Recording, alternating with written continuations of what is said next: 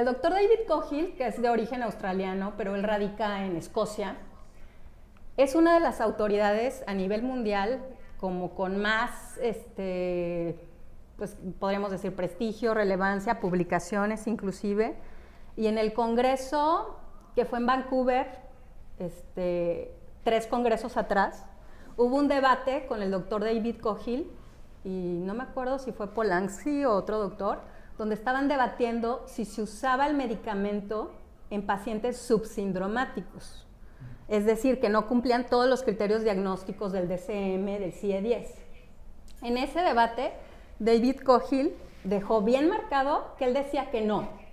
O sea, que si eras subsindromático y no cumplías todos los criterios del DSM, no te dieran tratamiento, porque era el mensaje que iba a llegar a médicos generales, a pediatras, a todos, y él se imaginaba que iba a haber una ola de medicamento para los niños, que quién sabe si tendrían TDA o no. Años después, esa opinión cambia. ¿Por qué? Cambia porque ya vimos, que es lo que se han dedicado a ver estos años, que los criterios diagnósticos del DSM-5 y de CIE-10 no son suficientes para identificar a todas las personas que tienen TDA, ¿no? Y algo que se marcó mucho fue el TDA en la mujer, que ahorita platicamos de adultos.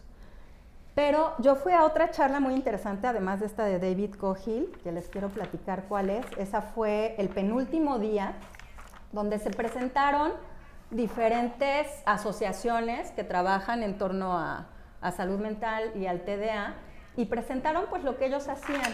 Y hubo una asociación muy interesante que trae un trabajo de un diagnóstico mucho más minucioso.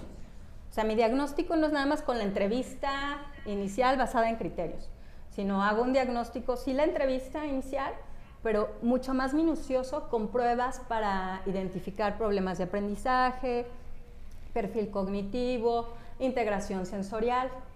Y nos presentaron resultados muy interesantes porque hasta hicieron una serie de preguntas y respuestas donde decían, a ver, pues, ¿qué creen?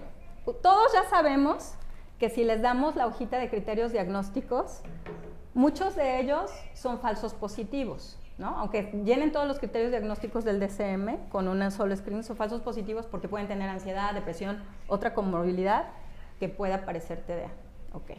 Bueno, entonces, ¿qué hacemos? Una entrevista clínica, evaluando bien neurodesarrollo, situación ambiental, entrevista a maestros, y a lo mejor una entrevista semiestructurada con el KIDI-SATS, por ejemplo.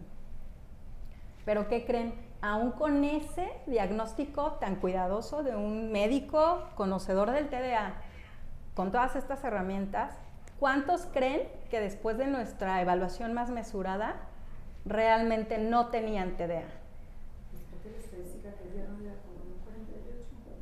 El 40% no tenía TDA, ¿no? Realmente los síntomas obedecían a una situación de integración sensorial, a una situación de problemas de aprendizaje, que obviamente parecía, porque impactaba en su atención, en su autorregulación a lo largo del día y en diferentes escenarios, ¿no? Entonces, en primer lugar, esto nos invita a tener evaluaciones mucho más cuidadosas, ¿no? Claro que va a haber el clásico que vamos a ver y que está clarísimo, ¿no? Pero en los que a lo mejor podamos ver otro tipo de síntomas, sí el aventurarnos a hacer una evaluación mucho más cuidadosa, esa fue la sugerencia, ¿no? Y me llamó la atención, ahora contrastándola con la práctica de David Cogill, que les digo, esa autoridad, ha publicado un montón, él sacó como un artículo también, donde él, digamos, daba un ejemplo de cómo hacía su evaluación, que era meramente médica y clínica. Y yo le pregunté al doctor David Cogill, ¿y cómo evalúa comorbilidades? O sea, si estamos diciendo que el TDA con comorbilidad es más la regla que la excepción, le preguntaba si tenía una evaluación más o menos estructurada para poder identificarlos. Y bueno, la respuesta, digamos, no había la estructurada. Es como si sospecho, lo mando. Pero créanme que a mí me han tocado estos adolescentes que vienen de PAIDO, de neuro, de pediatra, donde, oye, pues dice que tienes un problema sensorial. ¿Ah, sí? No, nunca me han hablado de eso. Oye, te está costando trabajo leer, ¿verdad? Veo que sí le sabes a las mate a esto, pero no te gusta mucho leer, evitas, compensas, y a lo mejor no tienes la dislexia tan marcada. Está como muy sutil, ¿no? Pero a menos como que no evalúes y la pedagoga haga lo que tiene que hacer, no lo vas a saber, ¿no? Entonces, eso es a mí uno de los puntos más importantes que encontré en niños aquí en el Congreso.